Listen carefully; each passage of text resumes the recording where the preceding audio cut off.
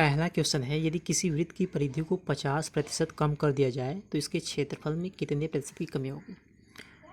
तो वृत्त की परिधि क्या होती है 2πr और क्षेत्रफल क्या होता है πr²। ये होता है आपका क्षेत्रफल, ये है आपका पैरामीटर। ठीक है, तो आप लोग जानते हैं जो पैरामीटर यानी परिधि है ये टोटली डिपेंड करती है आर पे यानी त्रिज्या पे। अगर परिधि जो है आधी होती है इसका मतलब ये है त्रिज्या भी आधी हो जाएगी। ठीक है, जैसे अगर त्रिज्या का मान जितना बढ़ाएंगे परिधि उतनी बढ़ती जाएगी। ठीक है, जैसे अगर त्रिज्या का मान r बराबर 2 ले लेते हैं तो 2πr। ठीक है, तो 2π गुणे 2 ये 4π हो जाएगी। ठीक है, r बराबर 3, r बराबर 4, तो त्रिज्या का मान जितना ज़्यादा होगा परिधि उतनी ज़्यादा होगी। लेकिन अब यहाँ पे क्षेत्रफल की बात हो रही है। ठीक है, अगर त्रिज्या 1 बढ़ाएंगे तो क्षेत्रफल आपका कितना बढ़ेगा 1 का स्क्वायर। अगर 2 करेंगे तो क्षेत्रफल 2 का स्क्वायर बढ़ जाएगा। लेकिन यहाँ पे क्या किया जा रहा है 50% कम। 50% कम मतलब 1/2 होता है यानी 2 से 1 कम।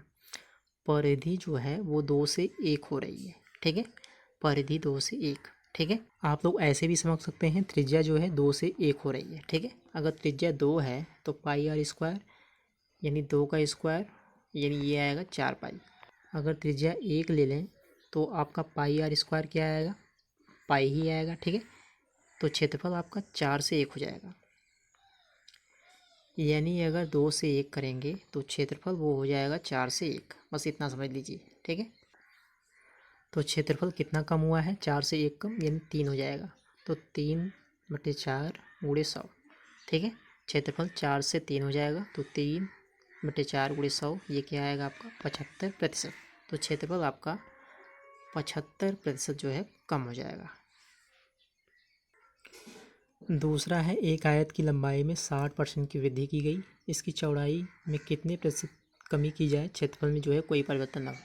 ठीक है, आयत है उसकी लंबाई में 60% की वृद्धि।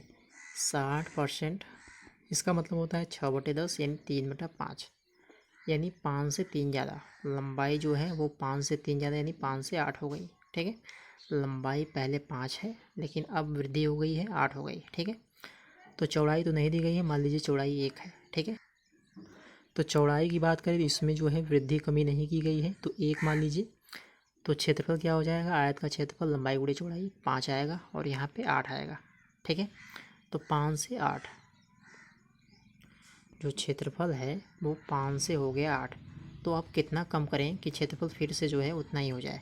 ठीक है, तो 5 लाना है क्षेत्रफल यानी 3 कम करना पड़ेगा 8 से 3 कम करना पड़ेगा गुणे 100।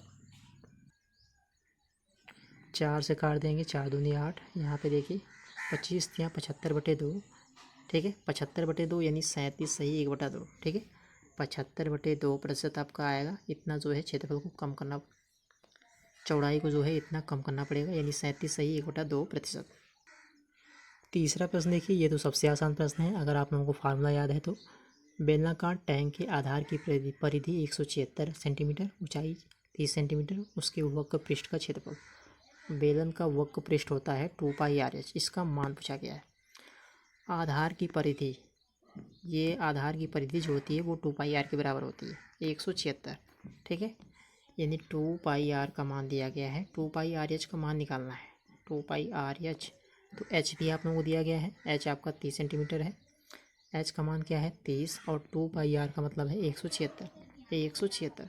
तो आप लोगों को पूरा गुणा करने की ज़रूरत नहीं है, 0 तो आएगा ही और 3 छक्का 18 यानी लास्ट में जो है 8 0 आएगा।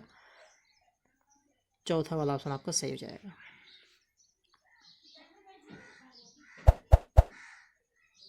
तो आज की वीडियो आप लोगों को कैसी लगी? अगर आप लोगों को वीडियो पसंद आई तो वीडियो को लाइक करिएगा और चैनल को ज़रूर सब्सक्राइब करिएगा।